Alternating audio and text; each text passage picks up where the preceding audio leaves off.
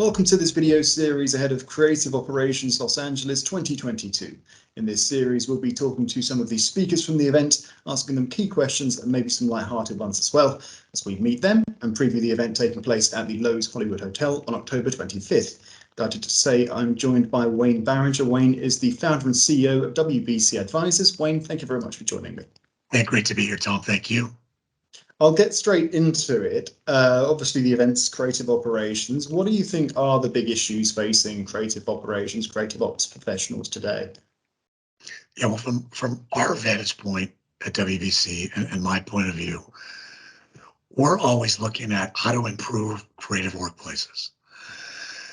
In that context, I think there's significant issues today that a lot of people know about. There's burnout, there's employee flight, and there's project churn, right? So Great Resignation, all those sorts of things. And they affect in-house teams and external teams.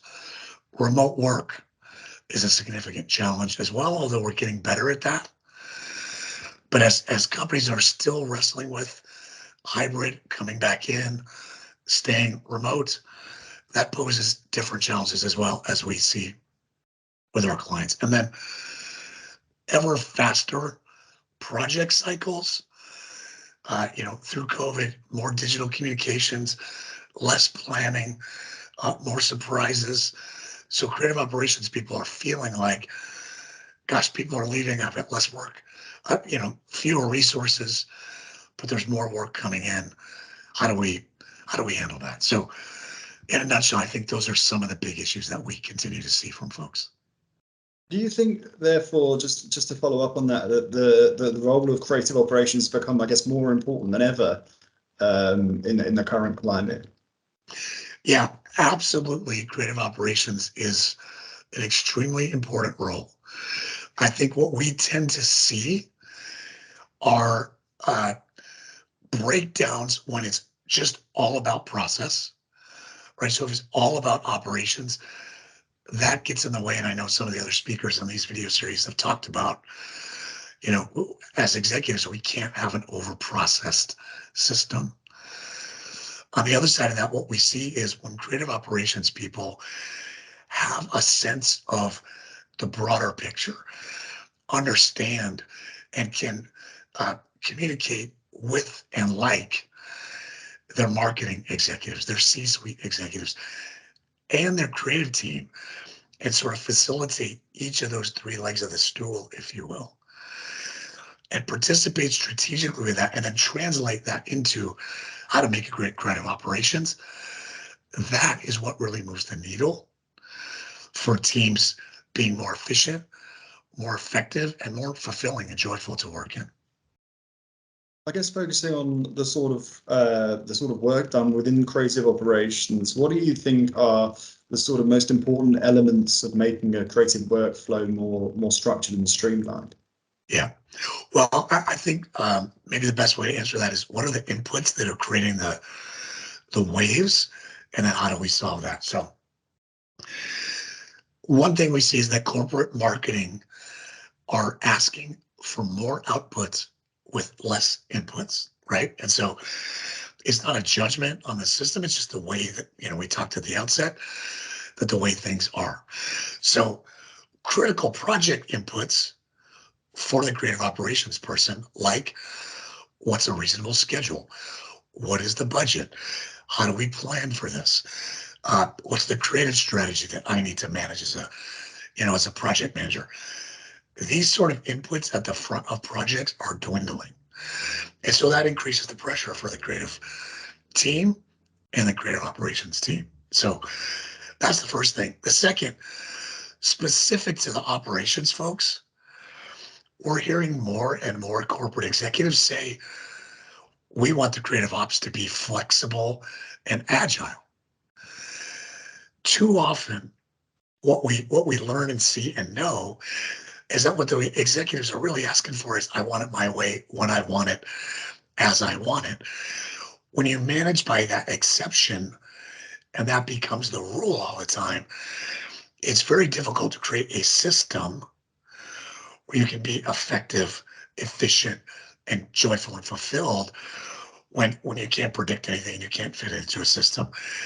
And then the third thing we see is that, boy, everybody has Workfront or some other workflow management tool, but because of overprocess or in many cases they're being ignored, those systems aren't helping us be as effective and efficient and joyful and fulfilled as possible. So what is a creative operations person to do? That's one of the things that we're going to talk about at this conference. And it's actually what, we're in business to do. We try to improve creative workplaces. We talked about it a minute ago. You have to think in a big picture, not just about process. You have to understand, and what we do is help people understand what their own individual superpowers and kryptonite are. And then how do you overcome that? How do you fit that into this system so that you can help the input process be better? Not just demand that we fill out a creative brief, but that you can be an advisor to those people providing inputs so they understand why and how they can help the system be better so that you can make their creative project on time, on budget, on strategy. I guess you sort of touched on it and maybe spoiled my next question a little bit with it, but what can we expect from you at the event in October?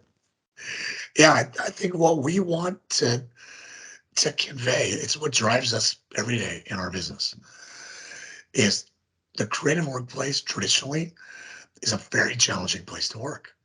If you're in an external environment, external agencies, the turnover is 20 to 40% a year.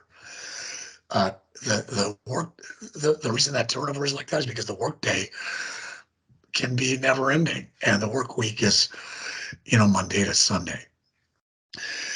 In-house, it's a different set of challenges, but regardless of which end of the spectrum, we want people to know that through honest self-awareness, through mindsets of opportunity versus scarcity, and then just through the notion of carving out time and committing to creating some white space so you can think in a centered way about what you need to do. Those are huge pieces that people today feel like they don't have time to do. And then above that, if we take time to do those things, we can communicate with leadership at their level and work with them to make change.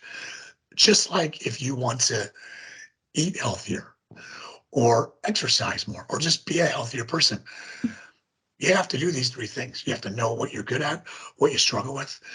You have to have a mindset of, I'm going to do this and I can. And you have to put the time aside to do it. And then we can help folks that have done that do that better and then build a roadmap so that they can make these changes in their organization. And in 3 to 6 months, it's a significantly more effective, efficient, joyful place to work. We like to finish the video series on a slightly more light-hearted question. We've talked about the work event, the events taking place at the Lowe's Hollywood Hotel, obviously Hollywood synonymous with the movie industry. What would you say is your favorite film and why? Yeah, you obviously sent this question ahead of time. I started rolling through the list of hundreds. I think my favorite movie of all time was made in 2004, and it's a movie called Miracle. And the movie's about the U.S. Olympic hockey team from 1980 that wound up beating the Russians and winning the gold medal. I love movies that inspire through real life lessons. And the real life lesson there is hard work is hard, but the payoff is equally awesome. And so I think maybe the other reason I love that movie so much is I snuck my 8-year-old son at the time out of the house late one night on a school night to go see that movie at the theater when it first came out. So we had kind of a neat bonding experience. Please don't tell his mother, my wife, that we did that. But yeah, love that movie. Yeah, well, I don't know if anyone will see this. It might be in trouble then. Well, she won't watch it, so. Thank you very much for joining me today, Wayne. You can come and see Wayne at the Lowe's Hollywood Hotel on October 25th. Thank you very much for your time. Thank you, Tom. Great to be with you. You can still book your tickets to Creative Operations Los Angeles on the Henry Stewart website. Look forward to seeing you there.